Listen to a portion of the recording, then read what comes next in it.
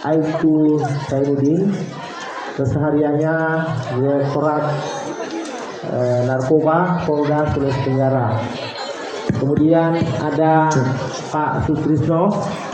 Pak Sutrisno ini alumni MTS 1 Kendari 2004, angkatan Ibu Andi Dia Masita yang menyanyi tadi.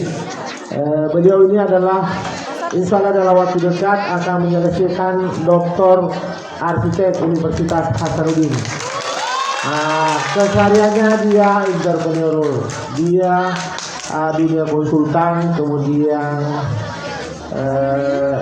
kegiatan-kegiatan swasta yang cukup memberikan karir bagi hidupnya. Maka pada kesempatan ini akan memberikan kita motivasi bagi warga madrasah.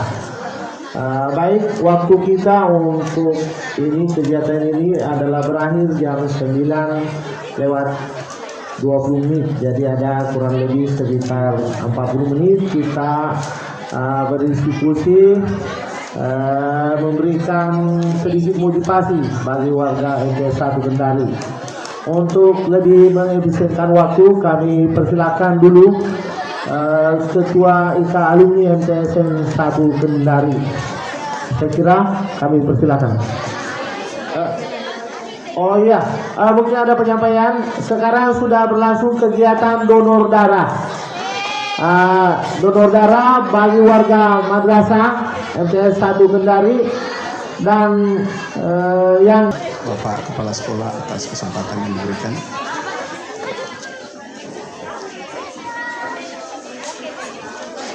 Assalamualaikum warahmatullahi wabarakatuh.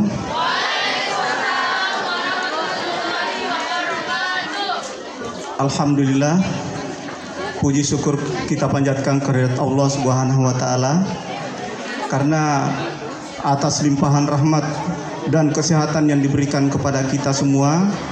Pada hari ini kita dipertemukan dalam acara Matsutake Competition yang diadakan oleh MTSN 1 Kendari.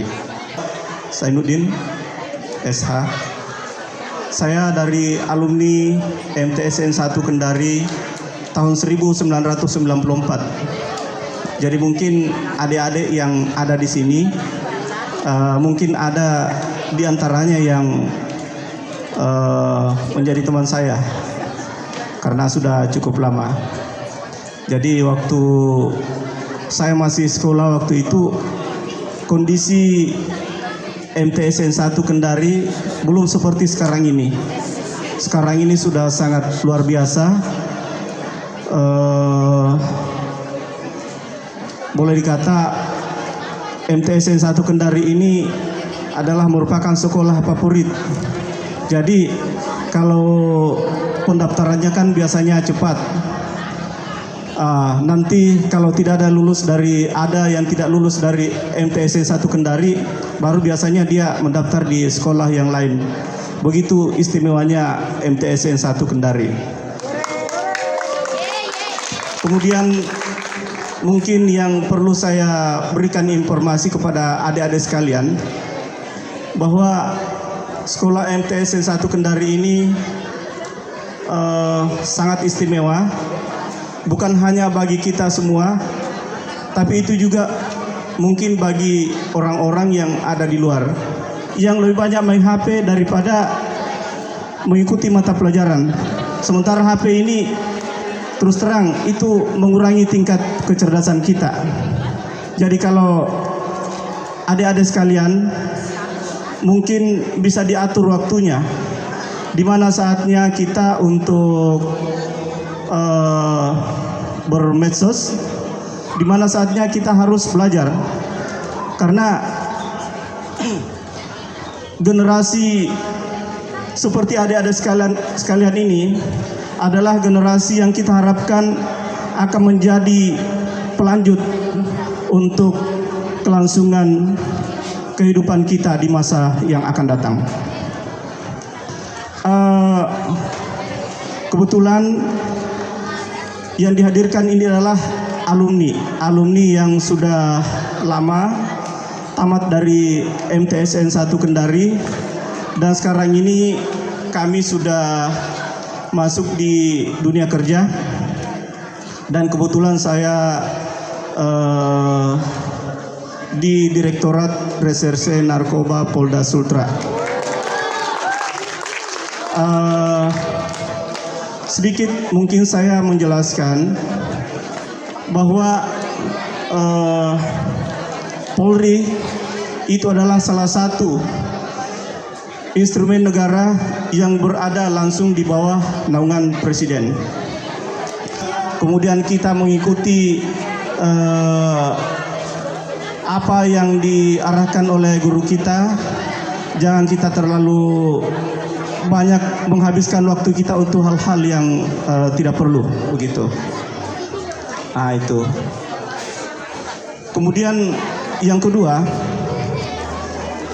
di Polri itu ada salah satu bidang yang mungkin kalau kita masuk di dalamnya itu kita akan menjadi bangga, dan teman kita atau orang-orang tua kita juga dia akan bangga karena kita.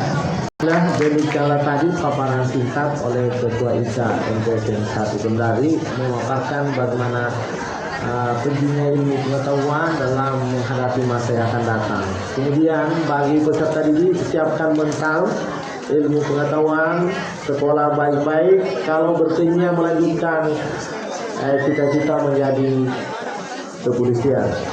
Baik, di depan kita hadir entrepreneur, kemudian dia terjun dunia swasta.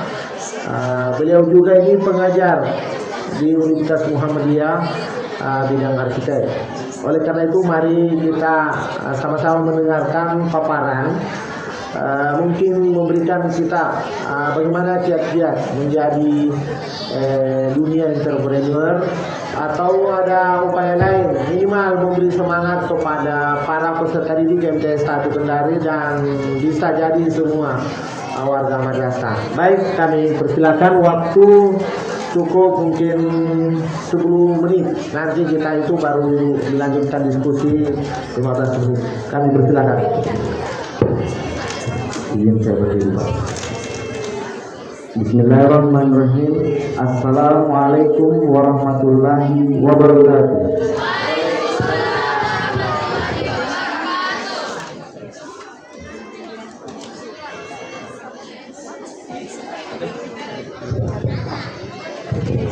Adik-adik sekalian, sebelum saya lanjut menyampaikan beberapa hal, terlebih dahulu saya izin boleh berpantun.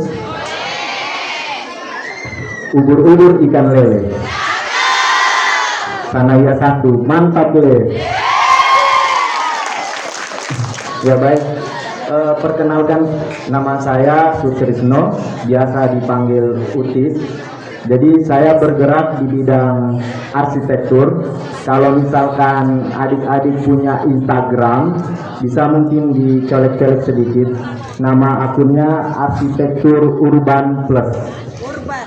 Ya, Arsitektur Urban Plus. Ya. Urban ikan lele. Urban Plus. Ya.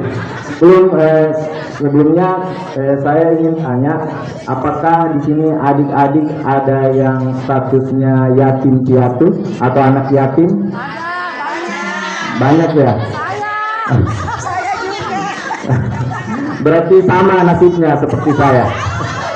Iya, jadi saya akan menceritakan mungkin sedikit perjalanan hidup saya, karena kalau dalam bisnis selling marketing itu biasanya produk-produk skincare, properti, buku atau yang lainnya itu ketika produknya mau laku terjual banyak, biasanya strategi marketingnya itu dia menceritakan kisah hidupnya. Nah, kali ini saya juga akan menceritakan kisah hidupnya. Semoga setelah saya menceritakan kisah hidup saya, produk saya bisa laku terjual. Oke, ya. Jadi selain bergerak di bisnis entrepreneur, saya juga bergerak di bisnis properti. Beliau ini sahabat saya juga. Yang biasa kita cari tanah, kalau ada misalnya tanah dieksekusi, kita eksekusi. Dan saat ini saya mengelola objek wisata di Konda Stable. Mungkin adik-adik ada yang pernah naik kuda? Nah, kalau misalkan minggu depan mau naik kuda, sebut saja NT1 gratis 50%. Ya, khusus minggu depan ya.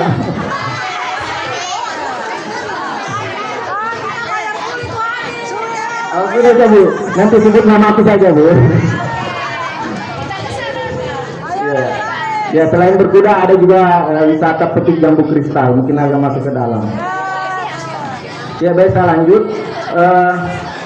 Saat ini untuk di bidang pendidikan seperti yang dikatakan Bapak KS, saya sementara menyelesaikan studi S3 saya di bidang ilmu arsitektur di Universitas Hasanuddin. Tentunya untuk menggapai ini tidak mudah karena terus terang saya waktu sekolah di MTS ini status saya adalah anak yatim. Jadi saya sudah kehilangan orang tua laki-laki saya semenjak kelas 1 SD. Nah, bagaimana kiat-kiat saya untuk bisa menggapai ini, saya akan lanjutkan. Saya alumni tahun 2004 Bu. Satu angkatan dengan Andi Dioma Sitarta yang tadi baca puisi. Iya, banyak di sini guru-guru saya. Ya, saya lanjut. Jadi saya itu SD di SD Kartika. Sebenarnya SD Kartika itu kalau dibilang lingkungan pasar. Jadi kalau misalkan bahasa saya masih ada bahasa pasar karena memang dari kecil saya terbentuk di lingkungan pasar, di lingkungan keras. Jadi kalau bicara nakal ya seperti itulah, namanya juga anak-anak di lingkungan pasar.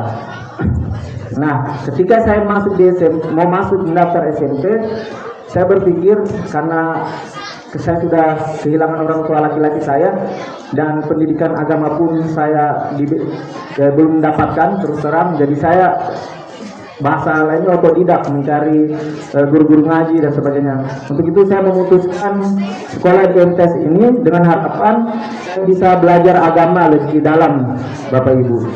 Nah, kemudian setelah saya SMP, saya sambil sekolah itu sambil membantu orang tua saya bekerja, berjualan. Jadi ibu saya itu sudah tua sebenarnya. Jadi kalau bicara fisik itu sudah sakit-sakitan. Nah, di situ sebenarnya saya sudah mulai berpikir bagaimana dengan kehidupan saya ini yang di sisi lain saya harus bekerja membantu orang tua saya, tapi di sisi lain saya juga harus sekolah gitu.